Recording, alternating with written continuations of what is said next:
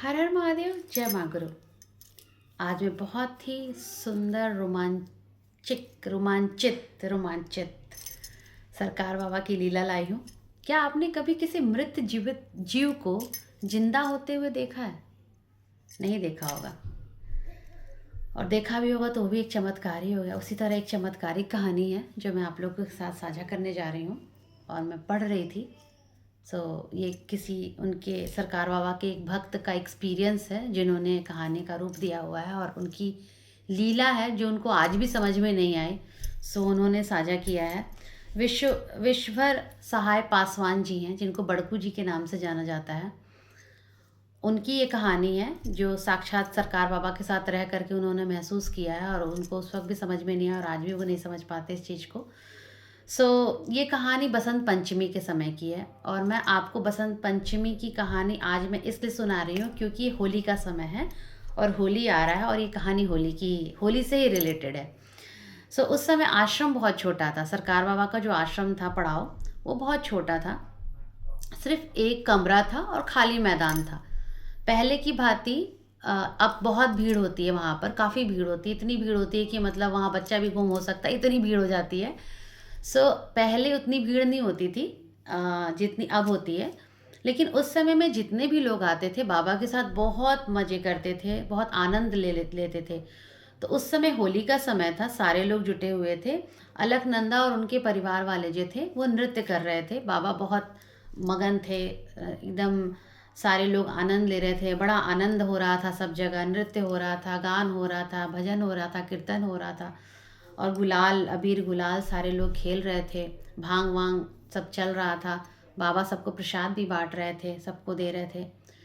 उधर से क्या होता है कि उसी टाइम पर एक गिद्धराज आ करके चार दीवारी पर बैठ जाते हैं। और जब चार दीवारी पर वहाँ पर बैठते हैं तो वहाँ जितने भी आने जाने वाले लोग गुजरते हैं उनको वो चोंच मारने लगते हैं। तो जब वो चोंच मारने लगते तो बाबा भी उसको देख करके बड़ा मुस्कुरा रहे थे। लेकिन लोग वहाँ पर डरने लगे, क्योंकि अब इतना बड़ा गिद्ध आकर के चोंच मारेगा तो किसी को भी डर लगेगा। तब बाबा कहते हैं, अरे डरिए मत आप लोग, ये कुछ नहीं करेगा, ये भी आनंदे ले रहा है। यहाँ तक तो मुझे भी कहानी बहुत अच्छी लगी। उसके बाद क्या होता है कि जो गिद्धराज थे अचानक से चार दीवारी से ढुलक जाते हैं, लुढ़क जाते हैं, और जब वो नीचे गिरते हैं तो बाबा के चरणों पे आकर के गिर जाते हैं उनके सामने। थोड़ी देर तक तो सांस चलती है उनकी, फिर उसके बाद सांस बंद हो जाती है, शांत हो जाते हैं वहाँ पर। तब बाबा कहते हैं, ला अभी कुल छोड़ा, चल अब इनका के बहवाए जाई। मतलब अब इनका ये ख़त्म हो गए हैं तो अब इनको ले जा करके गंगा जी में बहवा दिया जाए। तो कहते हैं, ला मैंने अब चला, अब इनका के बहवाए की चाहिए। बाबा का लैंग्वेज में बताती हूँ, मुझे बहुत अच्छा लगा, मुझे हंसी आ रही थी सुन के।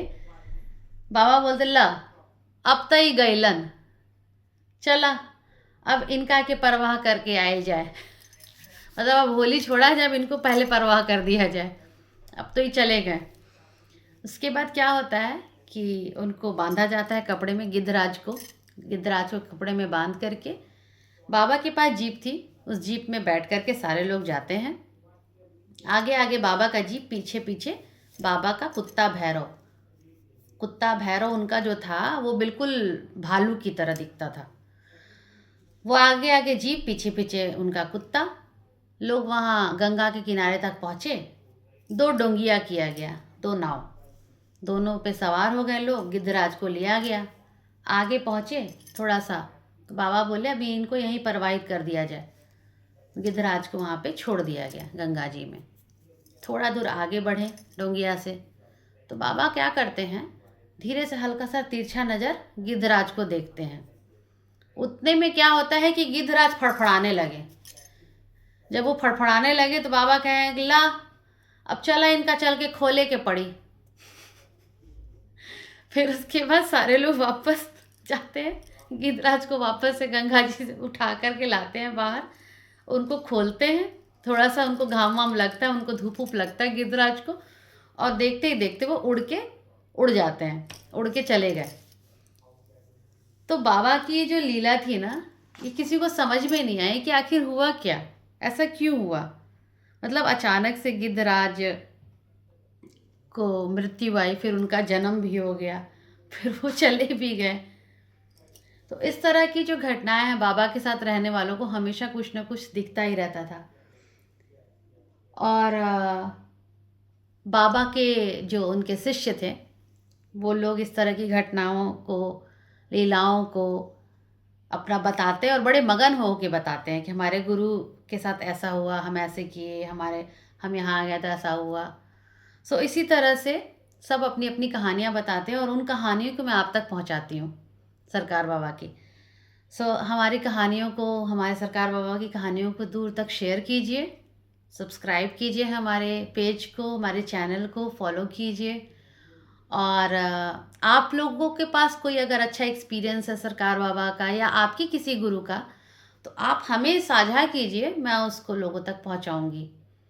क्योंकि मेरा काम ही है कहानियों को अच्छे से बताना, लोग उसको सुने, समझें और अघोर के मार्ग को प्रशस्त करें, समझे कि हाँ अघोर है क्या, ऐसा डरावना तो है नहीं, ये तो बहुत प्यारा है। लोग डरते हैं, लोग बातें नहीं करना चाहते इस पर। मुझे लगता है बात करनी चाहिए, बात करने से ही सोल्यूशन निकलता है, दूसरों की बातों में नहीं आना चाहिए। अच्छा, और एक और बात है, मैंने एक कहानी लास्ट पोस्ट किया था सविता जी का, जिन्होंने अपनी कहानी, अपनी लीला सरकार की बताई है, किस तरह से सरकार बाबा उनको डांट के भगाए थे जब वो गई थी सरकार बाबा से दवाई मांगने अपने गठिया का, क्योंकि बहुत परेशान थी, चल नहीं पा रही थी। सरकार बाबा ने उनको डांट के बोला, भाग यहाँ से, जो तो के दवाई ना दे, जब देखा तब तू बीमारे रहा तरी। तो सरकार, वो सविता जी तो बहुत रोई उस टाइम में। ओ ऑब्वियसली कोई भी रोएगा जिसको डांट पड़ेगी अपने गुरु से तो। लेकिन बाद में उसका परिणाम ये हुआ कि वो दिन था और उसके बाद से कभी उनको उस तरह का गठिया का दर्द नहीं हुआ, कोई दर्द नहीं हुआ। सो इस तरह से औघड़ जो होते हैं अपनी डांट से लोगों का ग्रह नक्षत्र दुख दर्द सब ठीक कर देते हैं। तो इस तरह के हमारे सरकार बाबा थे। आगे की लीला हम अगली कहानी में बताएंगे। अभी के लिए हर हर महादेव, जय माँ गुरु। कृपया हमारे कहानी को शेयर करें, लाइक करें, सब्सक्राइब करें, चैनल को फॉलो करें प्लीज़। मैंने यूट्यूब चैनल भी बनाया है, उसको भी कृपया करके जाके हमारे लिंक में देखें और हमारे व्हाट्सएप चैनल से भी जुड़ जाएं। Thank you very much. आप सबका बहुत बहुत आभार है। हर हर महादेव, जय माँ गुरु।